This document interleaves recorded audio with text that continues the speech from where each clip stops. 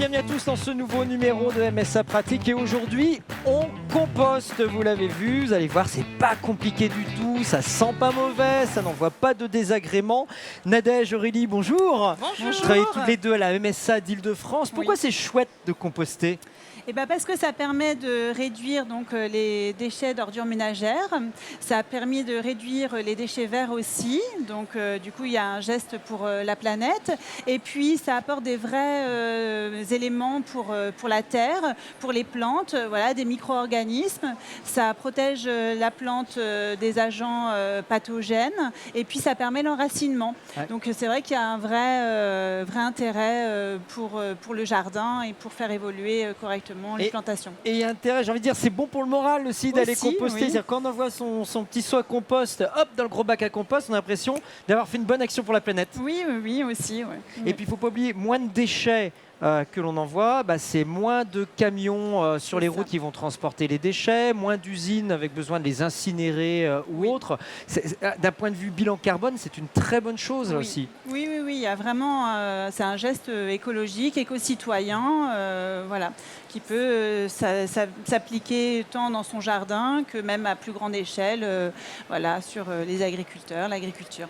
C'est vrai qu'au niveau en tout cas de la réduction des déchets, ce qui en tout cas circule, c'est qu'on réduit de 30% nos déchets en compostant. 30%, effectivement. C'est énorme. Juste une dernière chose avant de voir comment ça marche très concrètement le compost.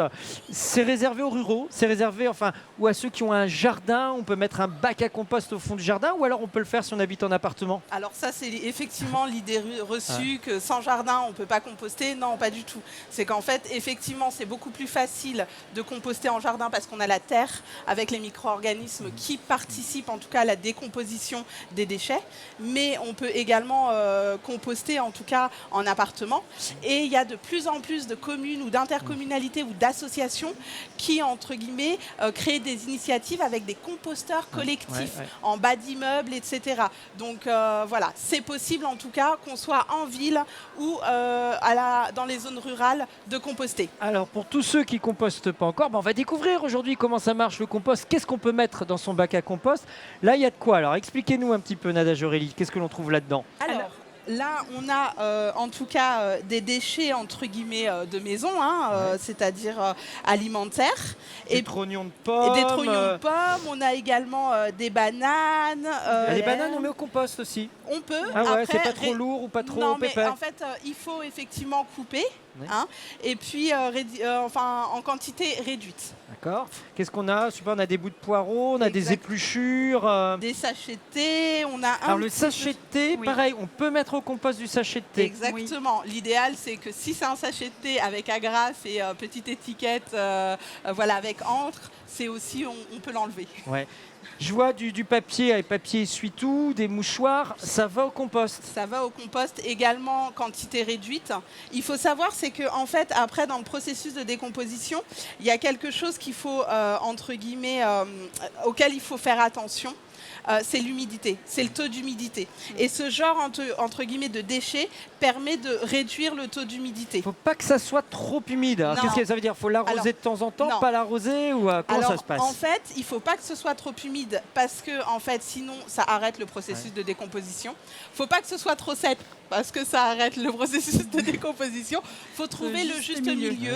Et pour ça, en fait, non, surtout ne pas mettre d'eau.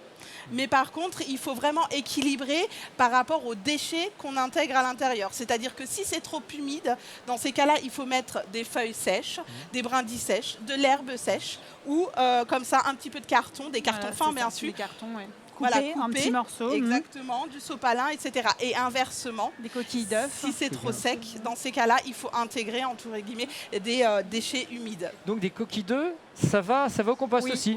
Il y a quasiment tout qui va au compost, alors pratiquement. Il faut partir de la base que tout ce qui est biodégradable peut intégrer un composteur. Après, il y a des quantités réduites ou pas pour éviter, en tout cas, d'impacter le processus de décomposition. Un petit mot sur l'herbe, parce que Joss a mis de l'herbe coupée, tondue. Demain, je vais tondre ma pelouse. Je vais avoir une bonne quantité d'herbe. Je peux la mettre quand même dans mon composteur. Je ne vais pas noyer tout le reste. Alors, vous pouvez la mettre, mais effectivement, à quantité réduite. c'est-à-dire qu'en fait, vous en mettez un peu et en fait, vous mélangez le tout et puis 2 semaines après, vous mettez le reste. Enfin voilà, il faut équilibrer, c'est toujours... On va repréciser pour tous ceux qui ne sont pas habitués à composter. D'abord, c'est pas compliqué de composter, c'est Non, tout simple. c'est pas On prend un compliqué. petit seau ou un petit saladier, C'est je ne ça. sais quoi dans sa cuisine, on épluche ses légumes, ses pommes, ses carottes, ses poireaux, tout ça. On met tout dedans et puis tous les jours ou tous les 2-3 jours, on va juste Exactement. mettre ça dans un composteur. Exactement. Par contre, on n'y met pas de viande, pas de poisson. Voilà, pas Pourquoi de Parce que produits. ça va attirer des rongeurs ou ça va attirer des nuisances? Oui, C'est- parce que et puis du coup, ça va pas faire de la matière organique sèche, ça se décompose pas correctement, et puis tout simplement parce que c'est là où on va avoir effectivement les odeurs, tout ce qu'on peut, voilà, et puis les mouches, les vers, enfin voilà. Donc là, avec ça, objectivement, on n'a pas d'odeur, ça ne sent rien, on n'a pas de Exactement. mouche, on n'a pas Non. de désagréments. Ça va se décomposer pour arriver à cet état-là. Alors, Exactement. là, Ça, on est c'est à combien l'étape- de temps de décomposition? Parce que ce qu'il faut préciser aussi, c'est que c'est très long, cette histoire-là. Exactement. Un processus, ce qui est dit, c'est que ça dure entre 6 et 18 mois. Après 6 à 18 mois, si l'entretien, entre Ouais. guillemets, le taux d'humidité est bon, si, entre guillemets, il y a une bonne aération, il y a un bon mélange qui se fait. Sinon, c'est encore plus long derrière. Sinon, c'est effectivement encore ça plus long sèche. parce qu'en fait, comment dire ça, on étouffe les micro-organismes, donc ils meurent. Et dans ces cas-là, ils sont beaucoup moins efficaces et moins gourmands. Alors là, qu'est-ce qu'on va trouver? Est-ce qu'on va avoir des petits verres dedans? Vous Alors, pouvez nous en trouver effectivement, quelques-uns? en On va fait- les approcher à la caméra pour qu'on voit. Alors, hop, ah, il y en a un ici. Ouais. Voilà, il y en a plein. Alors, il faut savoir, c'est que cette étape, c'est un peu, on va dire, à peu près 6 mois, enfin 4-5 mois à peu près, du processus.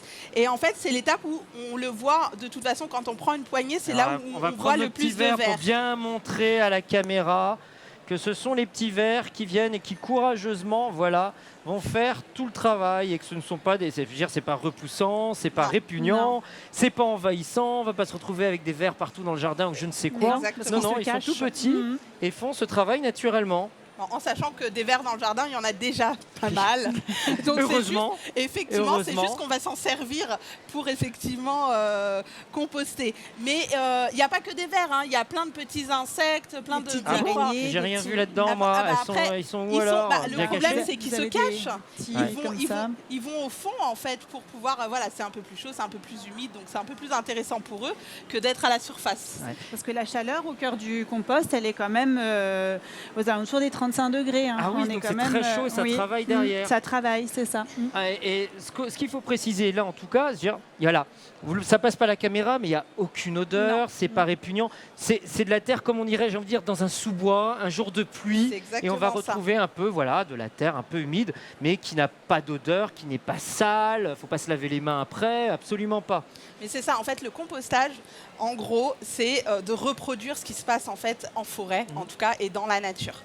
En gros, c'est ça. Ça veut dire quoi? Ça veut dire que si je mets un composteur au fond de mon jardin, surtout, faut pas que je mette de plancher, quelque chose de Non. solide dessous. Faut que je pose mes 4 planches ou mes 4 bouts de plastique sur la terre. Exactement.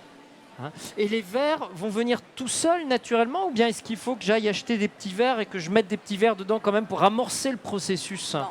En tout cas, au fond d'un jardin, les vers viennent, vous les Ouais. posez dessus, vous leur apportez de toute façon. Après, par contre, le début d'un processus de compostage, c'est on met des petites quantités. Si vous mettez une grosse quantité, Oui. ça va être compliqué. Enfin, il y a peu de ménages qui vont arriver avec une Non, grosse mais- quantité Non, mais de, c'est voilà, de Voilà. déchets Ça se fait au dessus. fur quoi. et à mesure. Effectivement. Voilà, Ouais. au fur et à Et mesure. voilà, au fur et à mesure, comme ça, les vers arrivent petit à petit, après ils se reproduisent. Enfin voilà, il y a... Et puis il y a cet aspect, je trouve, qui est toujours surprenant dans le compostage. On voit, on achète un bac à compost, on va le mettre au fond de jardin, ou souvent d'ailleurs les communautés de communes proposent des bacs à compost, et on se dit, bah c'est pas si grand que ça va être vite rempli. En réalité, pas du tout. C'est très très long à remplir, même pour un foyer de 3-4 personnes. Exactement, oui, ça met effectivement du temps, en sachant que de toute façon, c'est de la réduction. Oui, ça se réduit. Donc en fait, ça se décompose. Donc au fur et à mesure, de toute façon, les aliments en fait que vous avez mis au début vont être complètement décomposés. Donc effectivement, pour le remplir, ça met du temps. Alors après, ça c'est l'étape suivante. Exactement. Expliquez-nous. Là, Alors, on est dans de la terre, on est dans de la terre sèche, quoi. exactement. En fait, c'est un peu comme du terreau. C'est Hein, ça. c'est Mais comme 100% du terreau. naturel. C'est-à-dire, plutôt que d'aller acheter mon terreau en magasin, Exactement. je l'ai directement à Oui. la maison. Exactement.